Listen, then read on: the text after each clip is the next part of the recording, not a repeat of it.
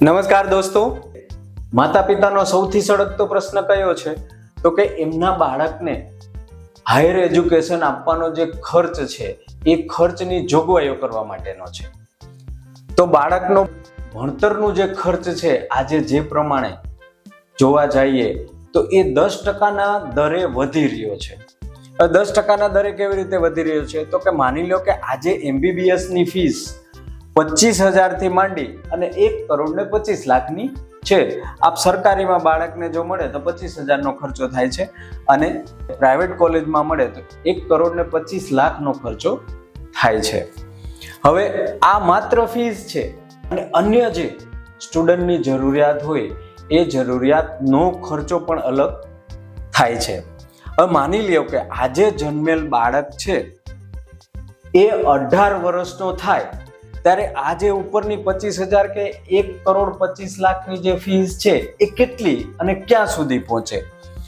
તો એ આપ 10%ના દરે વધતા જતા ગણતરી કરશો એટલે આપને ખ્યાલ આવી જશે. આજથી 18 વર્ષ પછી બાળકને ભણાવવાનો ખર્ચ છે એ મસ્ત મોટો થશે. તો આ વાત માત્ર MBBS ને નથી લાગુ પડતી, પણ તમે જનરલ આજે લો, MBA છે, MCA છે, BE છે, BTech છે, એ બધાનો ખર્ચો પણ 25,000 થી માંડી 5 લાખ 10 લાખ સુધીનો થાય છે. હવે આ સમસ્યાનો ઉકેલ કોઈ છે ખરો? દરેક માતાને પિતાને પોતાના બાળકને સારું એજ્યુકેશન આપવું છે. હવે તો આ ઉપાયમાં આપણે શું કરવું પડે? તો કે અત્યારથી બચત કરવી પડે, અત્યારથી જોગવાઈઓ કરવી પડે. હવે એ જોગવાઈ અથવા એ બચત આપણે કઈ જગ્યાએ આપણે કરીએ તો આપણને ગેરંટેડ વળતર મળી રહે અથવા આપણા બાળકની જે ફીસની જોગવાઈઓ છે એ થઈ રહે. તો એની અંદર આપણે શું જોવાનું રહે? તો કે એવી જગ્યાએ આપણે બચત કરવી જોઈએ કે જ્યાં પૈસાની સલામતી હોય, જ્યાં આવક છે આજથી 17, 18 કે 20, 25 વર્ષ પછી એ ગેરંટેડ મળવાની હોય, એના એક્ઝેક્ટ એડમિશન સમયે આપણને પૈસા મળવાના હોય. એક સાથે આપણે પૈસા રોકીએ અથવા તો આપણે ટુકડામાં રોકીએ તો રોકી શકાય એમ હોય. જરૂર પડે તો એની અંદરથી, એ બચતની અંદરથી આપણે લોન પણ લઈ શકતા હોવા જોઈએ, જેમાં શેર બજારના ઉલટફેરનું જોખમ એટલે ચડ ઉતરનું જોખમ ના હોય, જેમાં આપણે આપણી જે કમાણીના વર્ષો હોય છે, સપોઝ 5, 10, 15 વર્ષ જે આપણી કમાણીના વર્ષો હોય છે એ દરમિયાન એની અંદર બચત કરી અને એ કોર્પસ આપણે ઊભું કરી શકીએ.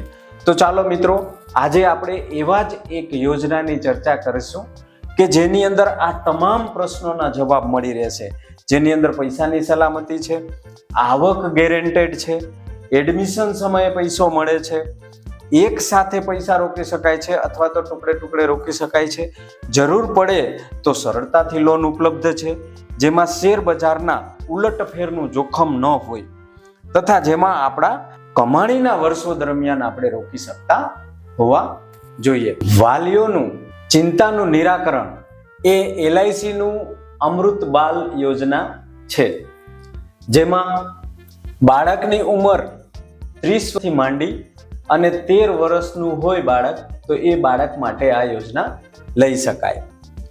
પાકતી મુદત એટલે કે ક્યારે પૈસા મળે?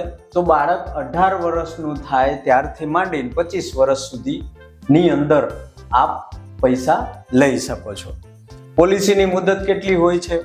તો કે પોલિસીની મુદત ઓછામાં ઓછી 10 વર્ષ અને વધુમાં વધુ 25 વર્ષની હોય છે, જેમાં સિંગલ પ્રીમિયમ જો આપ ભરો તો એની અંદર ઓછામાં ઓછી મુદત 5 વર્ષ અને વધુમાં વધુ 25 વર્ષની લઈ શકો.